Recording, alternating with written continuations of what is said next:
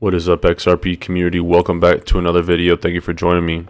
I want to talk about Ripple and their massive connection list. Some great clips from Ripple CTO David Schwartz talking about the need for third-party liquidity. In this article right here from November 16th, an analyst saying that the Grayscale ETH futures ETF is a Trojan horse for spot Ethereum. He says, watch the SEC try to either approve or argue why this is different from spot, or deny and argue why 1933 Act products are meaningfully different from 1940 Act products. Both are bad for the SEC, in my opinion. Genius move. Seyfarth, the analyst, was initially unsure why Grayscale filed its Ether futures via a 19B4 form. He now believes Grayscale is playing chess with the SEC by using the Ether futures ETF as a Trojan horse to obtain a 19B4 order from the regulator to corner them into a lose-lose situation. And if we can deduce anything from the SEC, it's that they do not have a winning track record, especially against massive corporations like Grayscale and Ripple. Guys, give away $10 in XRP on the channel every video. To enter the giveaway, just like the video, subscribe with notifications on, and comment anything in the YouTube comments below. The winner from yesterday is in the video description below. And this is an amazing clip right here, talking about how money printing is robbing the middle class. Central banking is an institutionalized system of time theft, because ultimately the fruits of your labor are a product of your time or energy, right? Time and energy used synonymously here. We printed $6 trillion in 2020, right, in the U.S. The average annual U.S. salary is $60,000, roughly. That's 100 million years stolen, right, through the counterfeiting of currency.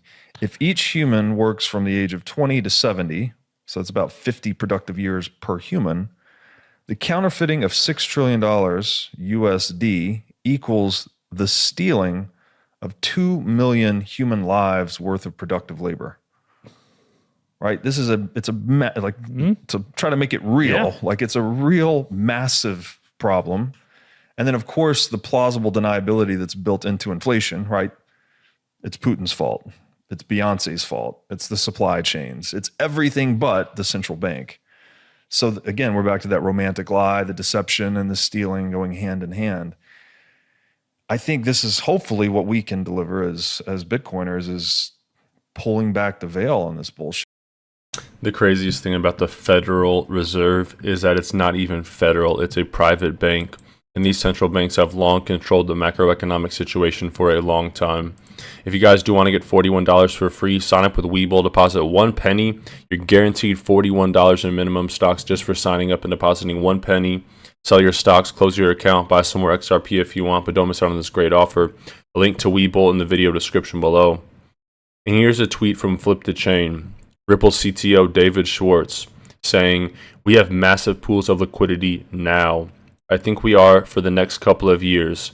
One sign is big giants like JP Morgan and Bank of America think they are the forefront, is at technology front, but they are realizing they are not at the forefront. Institutions will have to have this liquidity pool if they want to be at the forefront." Like, people are still not using cryptocurrencies for payments. Like, let's be honest, like that's where the product market fit is really good, and they're not, there's a lot of volatility, which I think is and I think we do think that like that's going to start to go away. Like, the logic of economics says it has to. Like, you can't really have a highly volatile asset just because there's volatility is a profit opportunity, and so somebody should be turning that volatility into revenue. We have massive pools of liquidity now, like, you know, the trade volumes are enormous. So I think we are set up for the next couple of years. I think one sign is like giants like Bank of America, you know, JP Morgan are starting to, you have to be careful with them because they want to seem like they're on the forefront of technology, but also they're very successful companies. So like if they could push stop on technology, they would. You know, like if you have one of the top 5 banks in the world, you don't want anything to change. You want the world to stay exactly the way it is. And most of your hyping of technology is going to be defensive. But if you look, like their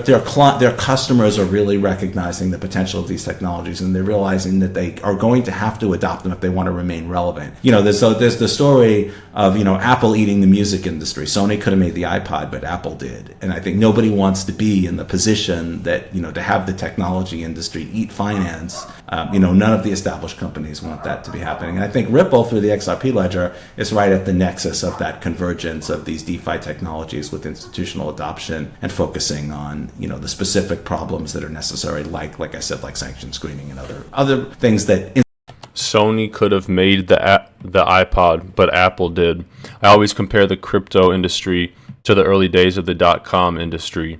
People thought Yahoo and Napster were the big winners in the early days of the .com boom. How is Napster doing today? How is Yahoo doing today? It's the Apples, the Microsofts, and I truly believe that Ripple will be one of those companies that has longevity and has a large market capitalization.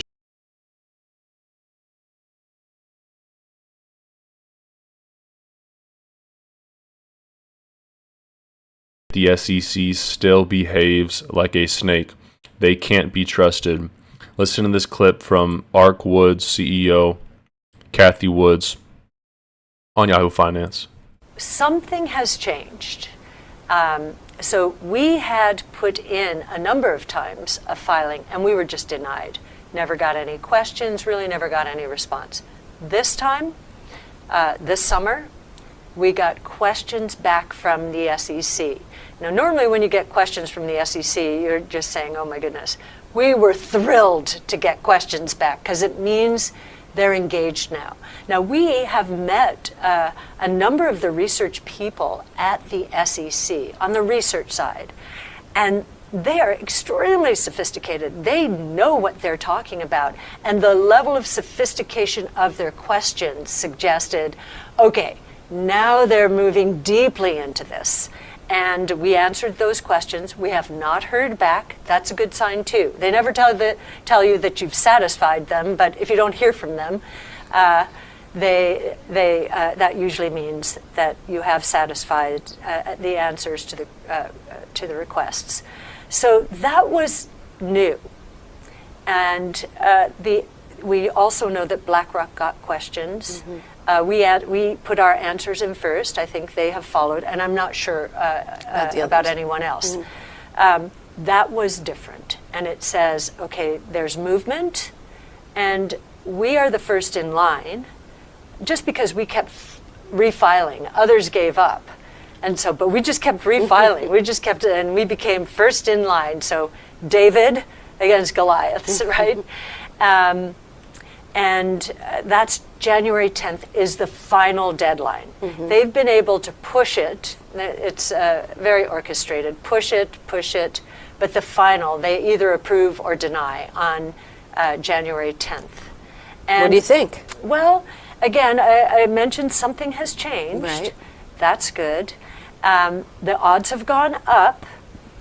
There is only one wrinkle, just occurred to us in the last couple of days. They will approve a number at once. It won't be just one. That would be choosing a winner, given the way ETFs work. But we know Grayscale wants to convert to an ETF. I don't know how practical that is, or if the SEC will let them, or if they need a special dispensation. I just don't know the rules. Grayscale has said it will sue the SEC again if it denies the conversion. If they were to do that before January 10th, I don't know if that would throw everything up in the air again. I just for don't the know. others as well. For everyone. Right. Yeah, I just don't know. I don't. Things are changing in the crypto market, and they're changing with how the SEC is reacting to them. Ashley Prosper with this tweet: Ripple is connected to, and then a long list of massively influential companies, central banks, universities. Not a lot of crypto companies can say this. Flip the Chain says, are we in phase 4 with Ripple taking the lead? Phase 1, early 2000s, the launch of crypto and Bitcoin. Phase 2, awareness and adoption of crypto. Phase 3, crypto wallet hack and exchange collapse. Phase 4, market and need created for digital asset custody. HSBC partnership with Medico on digital asset custody is an example of Phase 4. We would be remiss if we didn't acknowledge the fact that self-custody is freaking terrifying to a normal person. Because you're telling me that it's, I think normal people would like to have someone to turn to if something goes wrong. And Klaus, you mentioned you can have your, the security tokens reissued. That's great. But if someone drains my, my ape or whatever, I don't have an ape anymore. If it's just terrifying to, my wife was setting up a token, a wallet for her Steppen account, right? She was doing Steppen last year, and she'd like the secret phrase, and she's like, "What is this?" And I said, "Well, you can't lose that."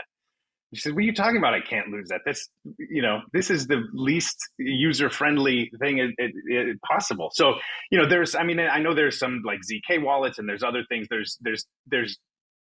There's a bandwidth between like full, like centralized, custody, and then, full, like, don't lose your seed phrase.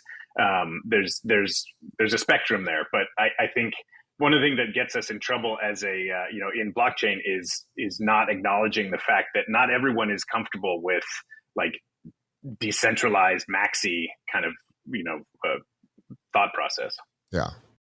Thank you for watching the video, guys, and I hope you guys have a great weekend and Thanksgiving next week. Take care of yourselves, take care of your families. Until next time.